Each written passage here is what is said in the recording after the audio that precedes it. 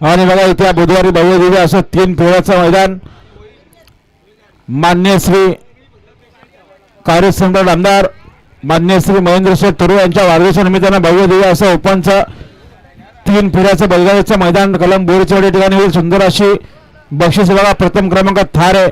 नोंदणी चालू लवकर नोंदणी करून घ्या. आणि त्या गाडीला बघा बिगर ड्रायव्हरची लक्ष द्या. ड्रायव्हर नाही गाडी होती गाड्याला बघा सुंदर अशी लढत येतात वासरा. आताची शर्यत पेंडिंग आहे बघा. ड्रायव्हर नव्हता पण सुंदर अशी लढत दिली वासरानी. बैलामध्ये धमक आहे.